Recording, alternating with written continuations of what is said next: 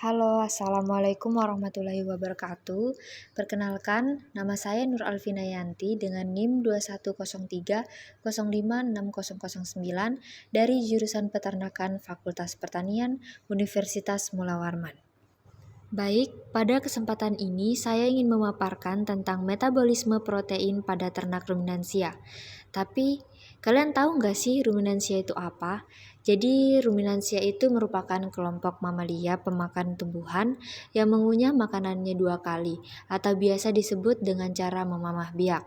Nah, apa sih istimewanya dari ruminansia? Kok bisa sampai makan makanannya secara berulang? Perlu kita ketahui, ruminansia memiliki 4 lambung loh. Apa aja sih? Yang pertama ada rumen, retikulum, omasum, dan abomasum. Di dalam rumen tersebut, terdapat proses metabolisme yang terbagi menjadi 2, yaitu anabolisme yang merupakan penyusun senyawa kompleks menjadi senyawa sederhana, dan katabolisme yang merupakan pemecahan senyawa kompleks menjadi senyawa yang lebih sederhana. Pada episode kali ini, saya akan membahas metabolisme protein di dalam rumen. Di dalam rumen, protein mengalami hidrolisa menjadi oligopeptida oleh enzim proteolitis yang dihasilkan oleh mikroba.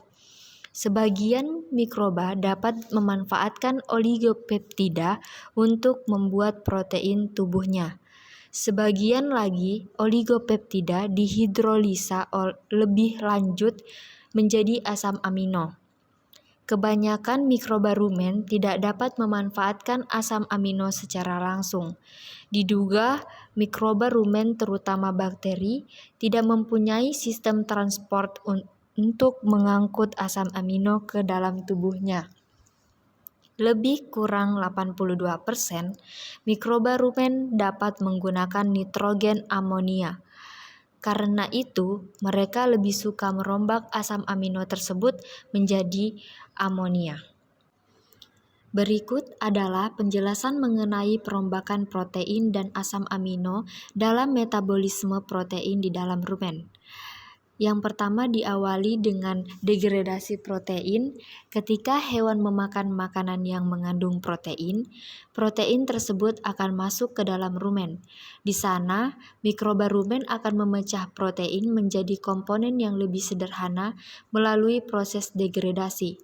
Enzim-enzim yang dihasilkan oleh mikroba rumen, seperti protease, akan menguraikan ikatan peptida dalam protein menjadi asam amino. Kemudian fermentasi protein. Setelah degradasi, asam amino yang dihasilkan akan difermentasi oleh mikroba rumen. Mikroba tersebut menggunakan asam amino sebagai sumber nitrogen untuk pertumbuhan dan reproduksi mereka. Dalam proses fermentasi ini, mikroba mengubah asam amino menjadi berbagai senyawa seperti asam lemak rantai pendek, amonia, dan gas metan. Selanjutnya yaitu produksi mikroba. Selama proses fermentasi protein, mikroba rumen akan memperoleh energi dari asam amino yang diubah. Energi ini digunakan oleh mikroba untuk sintetis protein mereka sendiri dan juga untuk menjalankan fungsi metabolisme lainnya. Mikroba rumen yang hidup dan berkembang biak dengan cepat ini akan menjadi sumber protein untuk hewan ternak. Amonifikasi merupakan salah satu produk utama dari fermentasi protein adalah amonia.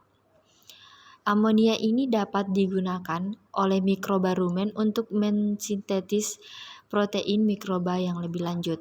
Namun, kelebihan amonia yang dihasilkan juga bisa menjadi masalah.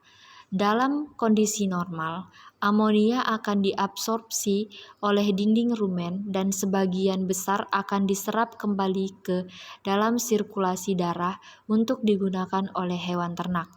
Namun, jika ada kelebihan amonia, dapat menyebabkan masalah kesehatan seperti keracunan amonia. Selanjutnya, nutrisi untuk hewan ternak. Produk akhir dari metabolisme protein di rumen adalah berbagai senyawa yang dihasilkan oleh mikroba, termasuk asam lemak rantai pendek. Senyawa-senyawa ini akan diserap melalui dinding rumen dan menjadi sumber energi dan nutrisi untuk hewan ternak. Asam amino yang tidak diubah menjadi protein, mikroba juga akan diserap dan digunakan oleh hewan ternak untuk sintetis protein tubuh mereka sendiri. Proses perombakan protein dan asam amino dalam rumen ini penting untuk mencerna protein yang ada dalam pakan nabati yang diberikan kepada hewan ternak. Dalam hal ini, mikroba rumen berperan sebagai simbiosis saling menguntungkan dengan hewan ternak, membantu memecah protein kompleks menjadi nutrisi yang dapat dicerna dan diserap oleh hewan. Baik, mungkin itu saja yang dapat saya paparkan mengenai metabolisme protein pada ternak ruminansia. Jika ada salah kata, saya mohon maaf, dan terakhir saya mengucapkan terima kasih.